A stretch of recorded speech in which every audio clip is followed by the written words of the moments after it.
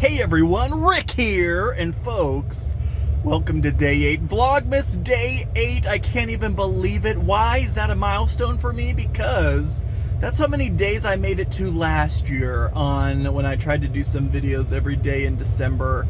So the fact that we got to Day 8 of Vlogmas, it's at least going to be as long as last year. That's a good thing. Now if we can make it to Day 9, surpass last year, that would be even better. I'm getting a late start to this one. It's already after 6 p.m. Got off work, took a shower.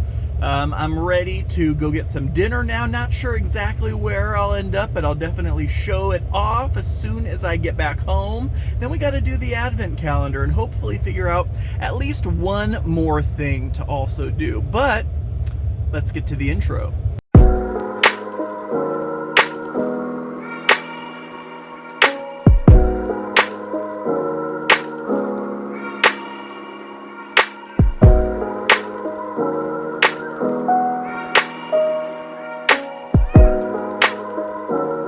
All right, here it is, folks. We went with Burger King. Had to get the Bacon King 9-piece chicken fry, onion rings, and a small fry. Tons of barbecue because I dip it all, not the burger, even though barbecue sauce on there would be delicious. Everything else is going to be thoroughly dipped. I love Burger King's onion rings, honestly. I really do, when they're fresh. And these are all piping hot, so I got to dive in now. But I just had to show off tonight's Day 8 dinner. All right, folks, let's talk dicey depths for a sec, because I don't think we actually ended up going back to the Druid and what we ended up deciding to do with them. And also, look at these two. I know the lighting's not the best, but oh my gosh, these figures are so freaking awesome. I love it. Both of them are awesome. So those are the two that I just recently got from, what was it, Small Business Saturday? All right, but anyway, here's my Druid figure. And she, I mean, obviously you can do male or female, but this particular model of Druid, normally with these pre-painted WizKids figures, I just leave them off of the black round base because they do have an integral already base, but unfortunately this Druid kept falling backwards. So I actually, for the first time ever, used their 1-inch circle base, and now they stand up perfectly. So here's how the Druid works.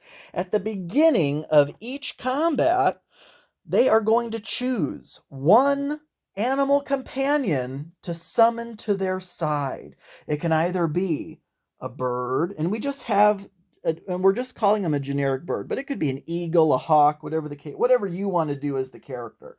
But just as an example figure, we have a bird, or a bear, or a snake. Oh my gosh, I do this every time. I always forget to turn off my notifications.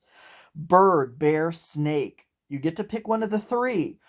Each has a different set of abilities. The bird gets to strike first, just like the rogue. So when in combat, the bird gets to go first. Now, you'll kind of have to, if there is a rogue in the party as well, you'll decide who actually takes the first shot. Actually, no. I already actually made it so that the bird strikes even before the rogue. But of course, it's a cooperative game. So you could maybe hold the bird back if you really wanted the rogue to go first. For example, if there was only one enemy left and the rogue was just about to level up and the druid really didn't have too much reason to take that experience and we wanted the rogue to have it, we could let the rogue go first. Now, you can always let another character go first if you pass your turn, but in this instance, we wouldn't necessarily be passing. Let's say the rogue... Oh my gosh. Sorry. Oh, I'm too far into it now to restart this. Oh my God, how professional. Let's hope that there's not a third chime. All right, so anyway, bird gets to go first, even before the rogue or after the rogue, either way. And then it also has the evade ability, which means it gets to reroll failed defense rolls one time. The snake inflicts poison just like a monster character would inflict poison, but also 6s explode in attack only. So similar to the ranger, but not in defense, attack only. And then the bear gets to reroll failed attack dice one time, and all of their attack dice, before the roll, after the reroll, whatever the case may be, all their attack dice always are +1. So whatever you roll on the dice, add 1 to all those dice. So those are the abilities of the 3 animal companions. How do you do it? Well, to summon them, you say which one you want, and you roll a d6. That acts as a, or if you have a d3, you can do it, but we're rolling it as a d3. So in this case, that would have really sucked. That means whatever the animal that you just summoned has a 1 attack, a 1 armor rating, and an HP of 1. So basically, it's a tier 1 monster. Oh my gosh, these dice are terrible. These are my brand new dice, too. A 3 would become a 2 in that instance. Can we roll any higher? There we go. So at that instance, you'd have basically another character with you. Now, if the animal companion lives throughout the entire round, throughout the whole duration of combat, they just dissolve at the end of combat. And then at the beginning of the next combat, you can choose to summon either the same animal companion or a different animal companion. Either way, you'll still roll as if you're creating a tier 1 monster.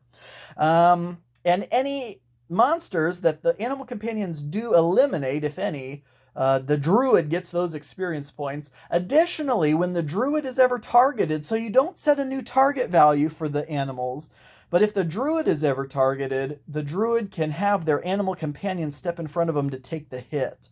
And they resolve defense dice just like a normal character would. So anyway, I just wanted to update you on the status of the Druid in Dicey Depths. All right, folks, welcome to Tabletop Hobby Thoughts with yours truly, Rick. I've always wanted to stand behind this counter like it was an actual game shop. I should tilt this down a little bit so you can tell that this is actually a display case. Of course, if you've seen any of my game room tour videos, you know exactly what this is, but my God, do you see all these dice? I don't even think you can see these down across the front here, but you can absolutely see the gorgeous amounts of dice that we have in this tray. I can't even remember where I got this. It was online somewhere, but it is fantastic for holding dice if I want to break them out of their cubes. Of course, I keep most of the Chessex dice in their cubes, but I've had some polyhedral sets that I've decided to break up from all different manufacturers. So we got the 4, 6, 8, 10, 12, 20 percentile. We have some magic spin down counters. We have, I don't even know if you can see the bottom row, can you? Not really, with all this other stuff in there. I have odds and ends dice down in there. But anyway, so yeah, I just wanted to bring that up. But what am I looking forward to in terms of gaming in the future? Let's see. Right now, I'm disappointed that the Fantasy Flight sleeves are no more. What is it? GameGenics? Something like that has taken over the production of those sleeves. Hopefully they come out in all the same sizes. I went to my game shop and they had a couple different sizes, but they didn't have the specific ones that I was looking for. And because I used to buy the Fantasy Flight sleeves by the box, just have an unbelievable amount of those so that no matter what the game was that I picked up, I would have the sleeves for it. Any size sleeves, because, you know, I'll get a game, shrink wrap off, punch out the token, sleeve the cards immediately when I get the game. So that way, when I do get the motivation to learn the rules and actually get it to the table, there's no more prep. There's no more prep. It's ready to play. So that's one thing I'm kind of disappointed in, but I'm looking forward to trying out new sleeves in the future. What else? Any upcoming games I'm excited about? Kickstarters, Iridia. From the creator of Zio, one of my favorite games of all time. Now, I was a little mistaken when I was first hearing the rumors of Iridia, I thought it was going to be like a fantasy sword and sorcery Zaya. That's not the case. It's more of a campaign game. Still super excited for it. Number one, pre-painted figures. The hero characters, the monsters that you come across, pre-painted. That Kickstarter was awesome. Can't wait to get the reward sometime for that. Hopefully next year, I believe. So that's something I'm looking forward to. Miniature Building Authority, that latest Euro Village Kickstarter with the medieval buildings like the inn and the cobbler. I went so hard on that. I got one of everything, multiples of other things, everything I put in the painted pledge for, so it's all going to show up painted. Cannot wait for that. That'll be in the next coming months. I heard they're kind of not just on schedule, but ahead of schedule. I don't know if you've heard that TSR, the company that calls themselves TSR, which involves Ernie Gygax and a lot of some of the original crew, from what I understand, are putting out a new game, a new board game, fantasy themed, limited to like 300. I think I saw the first 100 are going to be signed and numbered, I believe. That's something that I was actually kind of interested in, maybe taking a peek at that too. What else? Anything else crazy coming up? Those were the two main Kickstarters that I had already backed. I do not back Kickstarters anymore, folks.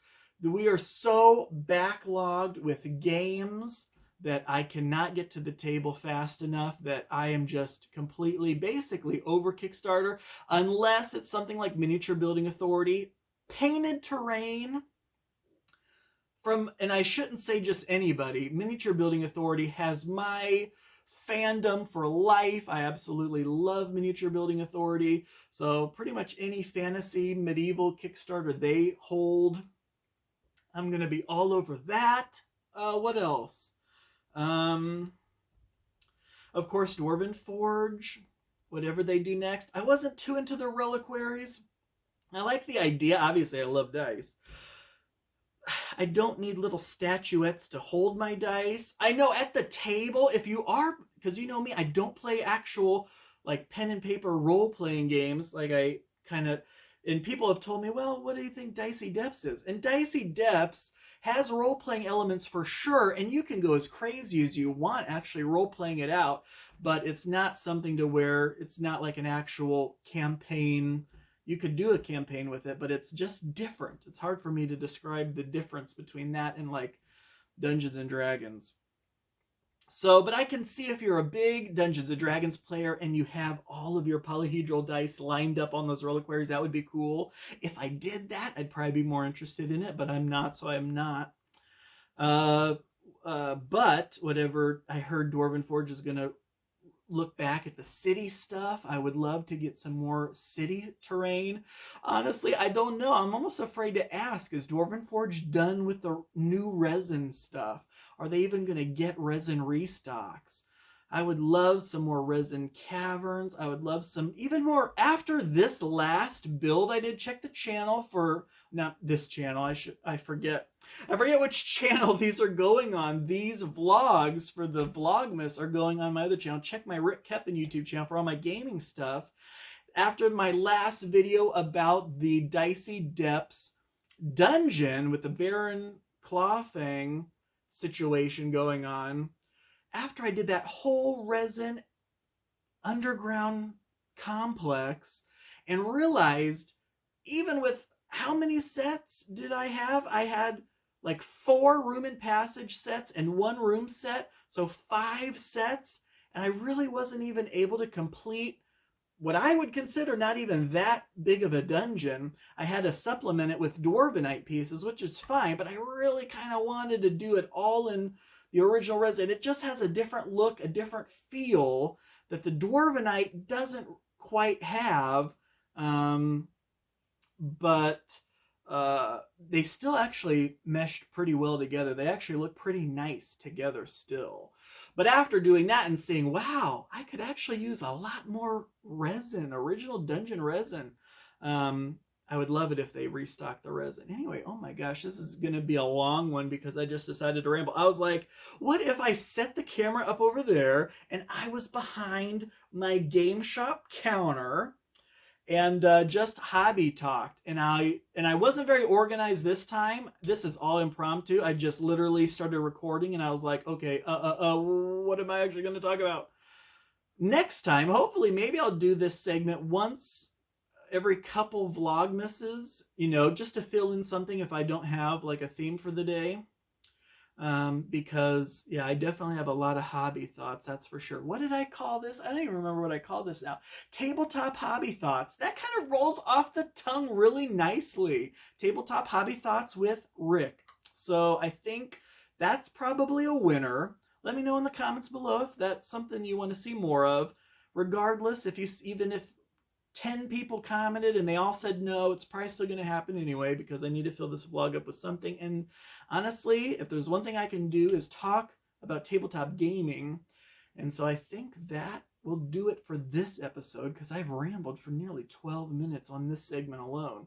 All right, folks, back to the rest of Vlogmas. Happy Vlogmas Day 8. All right, folks, it is time for the Advent Calendar update, and I moved our hockey players out of the way when I was building it, but they are still firmly entrenched. No one has scored yet between the cop and the robber, but this was today's build, folks. This little snow-covered Christmas tree with the gold jewel on top acting as the star atop the tree. Very cute little build. There were a lot of pieces on that one, including the base, which is a piece I've never seen before. So that's the Advent Calendar update for Day 8.